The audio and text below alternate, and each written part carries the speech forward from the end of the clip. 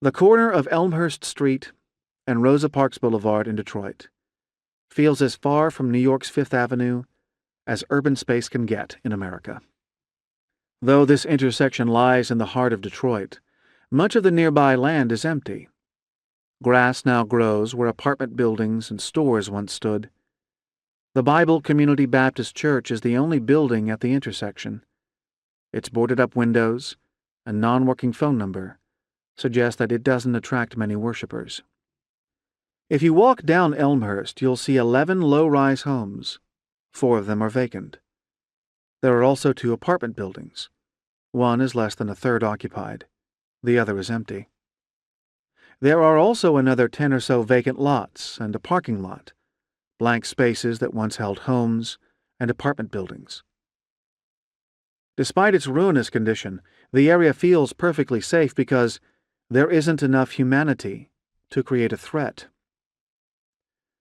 The open spaces give this neighborhood a feel of a ghost town, where the spirits of Detroit's past bemoan the plight of what was once America's 4th largest city. Between 1950 and 2008, Detroit lost over 1 million people, 58% of its population. Today, 1/3 of its citizens live in poverty. Detroit's median family income is $33,000, about half the U.S. average.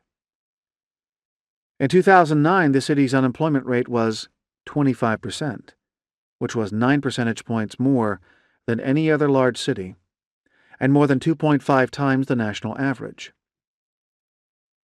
In 2008, Detroit had one of the highest murder rates in America, more than 10 times higher than New York City's.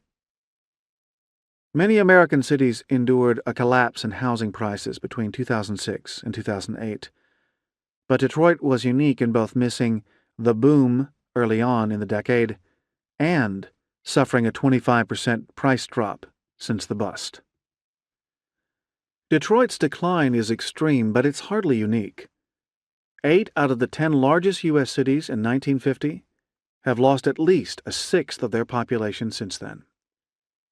6 of the 16 largest cities in 1950, Buffalo, Cleveland, Detroit, New Orleans, Pittsburgh, and St. Louis, have lost more than half their population since that year.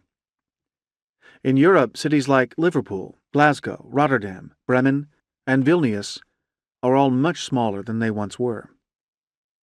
The age of the industrial city is over, at least in the West, and it will never return.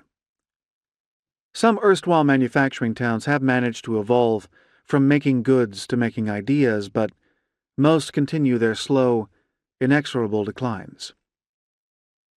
But we shouldn't see the exodus from the Rust Belt as an indictment of urban living. The manufacturing cities fell because they had abandoned the most vital features of city life. The old commercial towns like Birmingham and New York specialized in skills, small enterprises, and strong connections with the outside world.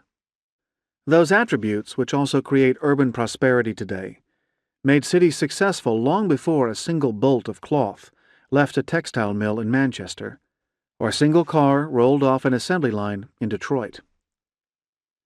The industrial town was unlike either those old commercial cities or the modern capitals of the information age. Its vast factories employed hundreds of thousands of relatively unskilled workers. Those factories were self-sufficient and isolated from the world outside, except that they were providing the planet with vast quantities of cheap, identical products. That model served the West extremely well for about a century. Detroit's car factories provided good wages to hundreds of thousands of people. But over the past 50 years, areas with abundant small firms have grown more quickly than places dominated by enormous enterprises. Skilled cities have become more successful than less educated places, and only 11% of Detroit's adults have college degrees. People and firms have moved to warmer areas and away from the chilly Midwest, whose waterways first nurtured the cities that now comprise the Rust Belt. Industrial diversity has been more conducive to growth than manufacturing monocultures, and Detroit practically